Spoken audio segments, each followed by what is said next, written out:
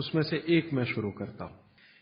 बहुत कम चीजें ऐसी हैं प्रकृति में जो वात पित्त कफ तीनों को एक साथ ठीक रखें।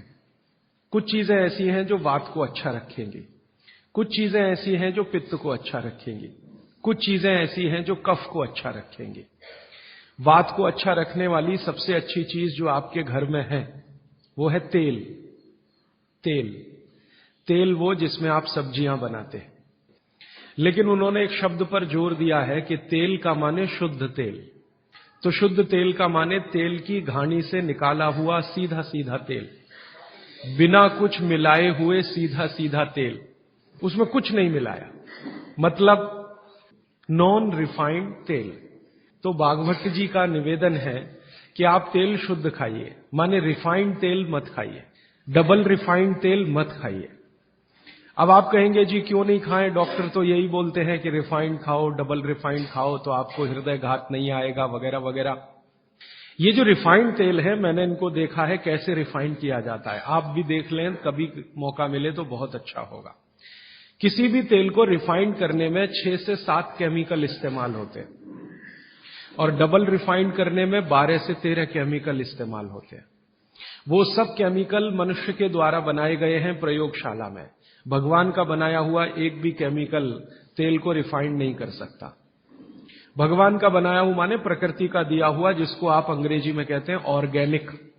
जितने भी केमिकल तेल को साफ करने के लिए उपयोग किए जाते हैं वो सब इनऑर्गेनिक है, और इनऑर्गेनिक केमिकल ही दुनिया में जहर बनाते हैं और उनका कॉम्बिनेशन जहर की तरफ ही लेके जाता है। आज की दुनिया में मॉडर्निज्म के नाम पर, आधुनिकता के नाम पर जितने इनऑर्गेनिक केमिकल्स जगह जगह इस्तेमाल हो रहे हैं वो सब आपको धीरे धीरे उस तरफ ले जा रहे हैं जहां आप जहर अपने ही शरीर में पैदा कर दें। इसलिए रिफाइंड तेल, डबल रिफाइंड तेल गलती से भी मत खाइए, गलती से भी मत खाइए। अब आपके मन में 2 प्रश्न आएंगे तुरंत कि शुद्ध तेल में तो बास बहुत आती है। हां, सीधा प्रश्न। दूसरा प्रश्न आएगा जी शुद्ध तेल बहुत चिपचिपा होता है। हम लोगों ने जब शुद्ध तेल पर रिसर्च किया तो पता चला कि तेल का जो चिपचिपापन है वो उसका सबसे महत्वपूर्ण घटक है। और जैसे ही तेल में से ये चिपचिपापन निकाला तो पता चला वो तेल ही नहीं बचा, वो हिस्सा ही गायब हो गया। फिर हमने देखा कि तेल में जो बास आ रही है, बास, वो उसका प्रोटीन कंटेंट है। दालों के बाद दूसरे नंबर पर जो प्रोटीन सबसे ज्यादा है वो तेलों में है। 4-5 तरह के प्रोटीन है सभी तेलों में। अब बास निकाल दिया तो प्रोटीन निकल गया, और चिपचिपापन निकाल दिया तो उसका जो फैटी एसिड है वो गायब। अब ये दोनों ही चीजें गायब हो गई तो तेल नहीं रहा, वो पानी है एक तरह से। इसलिए भागवत जी ने सूत्र लिखा कि जिंदगी भर वात की चिकित्सा अगर आपको करनी पड़ जाए तो बेहतर है कि आप शुद्ध तेल खाएं तो वात की चिकित्सा ही ना करनी पड़े। और मैंने आपको सबसे पहले दिन बताया था कि दुनिया में सबसे ज्यादा रोग वात के ही हैं, सबसे ज्यादा रोग। ये घुटने दुखना से लेकर कमर दुखना, हड्डियों में दर्द, ये वात के तो रोग है ही। सबसे खतरनाक वात का रोग है हार्ट अटैक, ब्रेन का डैमेज हो जाना। सबसे खतरनाक वात का रोग है पैरालिसिस। फिर मैंने देखना शुरू किया कि हिंदुस्तान में ये रिफाइंड तेल कब से आए। आज से 50 साल पहले तो कोई जानता नहीं था कि रिफाइंड तेल क्या होता है। ये पिछले 20-25 वर्षों में आए हैं रिफाइंड तेल। कुछ कंपनियां निकली इस देश में, कुछ विदेशों से आई, कुछ हिंदुस्तानी कंपनियां, दोनों ने मिलकर रिफाइंड तेल का चक्कर चलाया। रिफाइंड तेल बहुत अच्छा है, बहुत अच्छा है। अब ये बहुत अच्छा उन्होंने कहा, किसी ने माना नहीं, तो डॉक्टरों से कहलवाया, बहुत बड़े बड़े डॉक्टरों से कहलवाया। इन डॉक्टरों के साथ मैंने जब वार्ताएं करना शुरू किया, खासकर बंबई के कुछ डॉक्टरों को जो हर समय ये प्रेस्क्रिप्शन के साथ कहना नहीं भूलते कि तेल सफोला का ही खाना या तेल ये ही खाना, तो मैंने कहा डॉक्टर साहब सफोला से आपका क्या रिश्ता है? ये क्यों नहीं कहते तेल तिल का ही खाना? ये क्यों नहीं कहते तेल नारियल का ही खाना? ये क्यों नहीं कहते तेल मूंगफली का ही खाना? ये सफोला कहां से आ गया? तो वो डॉक्टर तो नहीं बताते, लेकिन उनकी पत्नियां बताती हैं कि वो सफोला वाला आता है ना। तो डॉक्टर साहब को कभी रेफ्रिजरेटर दे जाता है, कभी टेलीविजन दे जाता है, कभी डॉक्टर साहब और मुझे मिला के नेपाल की यात्रा करा देता है, कभी हमारे बच्चों के साथ हमको अफ्रीका की सफारी दिखा देता है। तो ये है चक्कर सारा कि एक तरह से किकबैक डॉक्टर साहब को प्रत्यक्ष और परोक्ष रूप से मिल रही है। इसलिए डॉक्टर साहब बार बार कह रहे हैं कि सफोला का तेल खाना। अब ये सफोला का तेल हमने लेकर टेस्ट किया लेबोरेटरी में। सूरजमुखी का तेल जो अलग अलग ब्रांड का है वो टेस्ट किया लेबोरेटरी में। दिल्ली में all India institute of medical sciences के कई डॉक्टरों को इसमें इंटरेस्ट हुआ कि बात तो ये गहरी है, इस पे काम करके देखना चाहिए। तो वो डॉक्टरों ने जो कुछ भी निकाल के दिया है रिसर्च के रूप में, है तो बहुत मोटा हिस्सा, अगर बात करूं तो बहुत दिन बीत जाएंगे, उसका निष्कर्ष एक वाक्य में बता देता हूं कि तेल में जैसे ही आप बांस को निकालेंगे और उसका चिपचिपापन हटाएंगे, वो तेल ही नहीं रहता, तेल के सारे महत्वपूर्ण घटक निकल जाते हैं। और डबल रिफाइंड में तो कुछ भी नहीं बचता। डबल रिफाइंड तो बिल्कुल छूछ है, कुछ है ही नहीं उसमें, और आप उसको खा रहे हैं।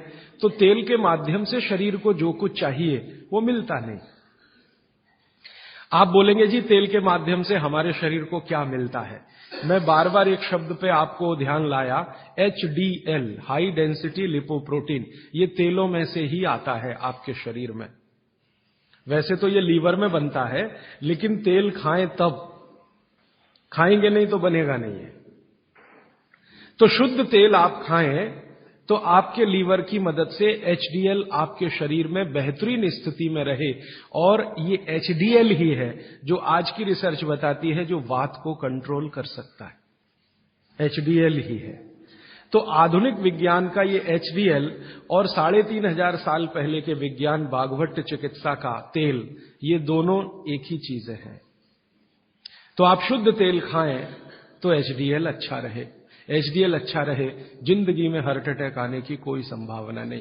आप निसंकोच अपना जीवन बिताइए। फिर एक और महत्व की बात, हमने हमारे कुछ दोस्त लोग हैं इस अभियान में जुड़े हुए, उनके ऊपर एक्सपेरिमेंट किए। खासकर छत्तीसगढ़ में हमारे कुछ मित्र हैं। मैंने कहा भाई आप ऐसा करो, चिकित्सा करनी है तो बागभट्ट की करो। हाँ ठीक है करेंगे। तुम डॉक्टर बंद कर दो। हाँ बंद कर देंगे। तो ऐसे हमने कुछ हमारे दोस्त इकट्ठे किए जिनको बहुत ज्यादा समस्या है कोलेस्ट्रॉल की, बहुत ज्यादा समस्या है ट्राइग्लिसराइड की, बहुत ज्यादा समस्या है हाई बीपी की। ऐसे कुछ लोग इकट्ठे किए और छत्तीसगढ़ में ये इसलिए किया कि छत्तीसगढ़ भारत में ऐसा एक राज्य है जहां शुद्ध तेल अभी भी मिलता है। गांव गांव में तेल निकालने वाली घानियां हैं, आसानी से तेल उपलब्ध है और आसानी से सरसों भी उपलब्ध है, मूंगफली भी उपलब्ध है। तो वहां करने का ये एक ही प्रयोजन था और ये लगभग हम 3-3.5 साल से कर रहे हैं। अभी भी ये चालू है, हमारा काम बंद नहीं हुआ है। तो वहां हमने जिन जिन लोगों को शुद्ध तेल पर लाया उनका ये बंद करा दिया, रिफाइंड और डबल रिफाइंड, और शुद्ध तेल पर वो आते गए। अभी उनकी स्थिति ये है कि जब हम उनको डॉक्टर को दिखाते हैं और पुरानी रिपोर्ट लेके जाते हैं कि देखो 3 साल पहले इनकी ये रिपोर्ट थी, कोलेस्ट्रॉल इतना, ट्राइग्लिसराइड इतना, ये इतना, तो डॉक्टर कहता है ये रिपोर्ट में तो 8 दिन के ज्यादा जिंदा नहीं रहना चाहिए, हार्ट अटैक आना ही चाहिए और मरना ही चाहिए, लेकिन आप बचे कैसे हैं। तो अब रिपोर्ट ये देख लो।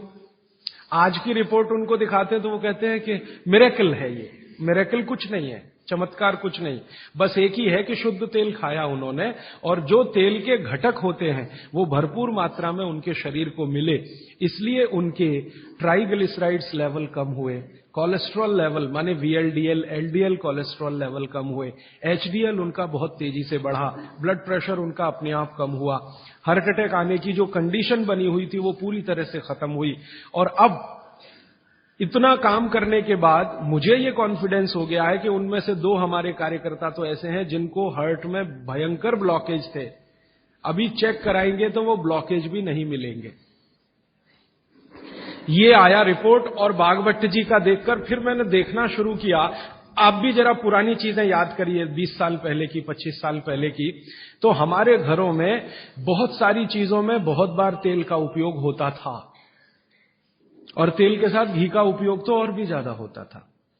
तेल और घी एक ही कैटेगरी मान लें। आधुनिक विज्ञान के हिसाब से। वैसे आयुर्वेद के हिसाब से दोनों अलग कैटेगरी हैं, लेकिन 1 मिनट के लिए मान लें हम, कितने बार हम घी का उपयोग करते थे घरों में?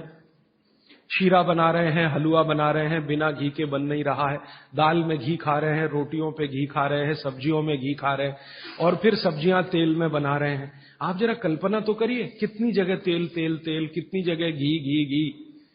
और 40 साल पहले मैंने तो नहीं सुना, पता नहीं आपने सुना, मेरे पिताजी को मैं पूछता हूं कि कितने हार्ट अटैक होते थे, तो मेरे पिताजी कहते अपने परिवार में तो एक भी नहीं हुआ। शायद आप 40 साल पहले के अपने परिवारों को देखें तो आपको भी पता चलेगा किसी को नहीं हुआ। तो जब उतना हम तेल और घी उपयोग कर रहे थे अपने दैनिक जीवन में, हमको हार्ट अटैक नहीं हो रहे थे। ये पिछले 10-12 वर्षों में क्या ऐसा हो गया जो इतने हार्ट अटैक हो रहे हैं? परसों किसी ने मुझे कहा कि 17 साल के एक बच्चे ने हार्ट का ऑपरेशन कराया अभी यहां चेन्नई में, अपोलो में या पता नहीं कहां। अब 17 साल की उम्र में आपको बाईपास करवाना पड़े, एंजियोप्लास्टी करानी पड़े, ये तो दुखद स्थिति है।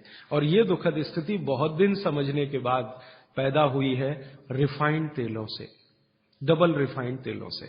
तो भागवत सूत्र के अनुसार आज मैं आपको विनती करता हूं कि जिंदगी भर वात की बीमारियों से अगर बचना है आपको, तो तेल शुद्ध खाइए, तेल एकदम शुद्ध खाइए। अब आपका तुरंत अगला प्रश्न आएगा, जी चेन्नई में मिलता नहीं, दुनिया में ऐसी कोई चीज नहीं है जो कहीं ना मिले। अर्थशास्त्र ये कहता है कि आप डिमांड खड़ी करो, हर चीज की सप्लाई होती है। जब रिफाइंड और डबल रिफाइंड तेल बिक सकता है तो शुद्ध तेल भी यहीं मिलेगा। आप जितने लोग यहां बैठे हैं, अगर आप ही आज संकल्प कर लें कि हम तो शुद्ध तेल ही खाएंगे, कल से देखना बहुत सारी यहां ऑयल मिलें लग जाएंगी, तेल निकालने वाली मिलें लग जाएंगी। और अब घानी लगाना बहुत ही आसान है। पहले एक जमाना था जब घानी लगाओ तो खर्चा बहुत होता था। अब तो 20-25 हजार रुपए की छोटी मशीन आती है और उसी मशीन में सब तरह के तेल निकल सकते हैं। अलग अलग मशीन भी लगाने की जरूरत नहीं। आप चाहें तो घानी भी लगा सकते हैं, वो तो 18-20 हजार की ही आती है, बैल से चलने वाली घानी। वो अब महंगी नहीं रह गई है और बहुत आसानी से तेल निकल आता है। तो इसलिए आप तेल शुद्ध की तरफ बढ़ जाइए। और मैं आपको जो रिसर्च कहती है वो कह रहा हूं कि जिस तेल में चिपचिपापन जितना ज्यादा होगा वो आपके लिए उतना ही उपयोगी है। जिस तेल में बास जितनी ज्यादा होगी वो उतनी ही उपयोगी है। सरसों के तेल के बारे में सारे डॉक्टर्स ऑल इंडिया इंस्टीट्यूट के जो रिसर्च कर चुके हैं वो ये कहते हैं, सरसों के तेल का डब्बा मुंह पे लगाओ और जो आंख में से आंसू तुरंत ना निकलें तो समझ लो वो नकली है। उसकी इतनी तेज बास आएगी कि आंख से आंसू निकल ही आएंगे, नाक चलना आपकी शुरू हो ही जाएगी। वो कहते हैं वो उसके शुद्धता की गारंटी है। तो आप इसको अपने जीवन में ध्यान रखें। वात के रोगों को जीवन भर चिकित्सा करनी है तो तेल की मदद से ही सबसे ज्यादा उपयोगी है। और तेल खाने के तरीके आप सब जानते हैं, उन्हें बताने की जरूरत नहीं है कि सब्जी में कितना तेल डालना, दालों में या आपके दूसरे भोजन पकवानों में तेलों का किस तरह से उपयोग करना।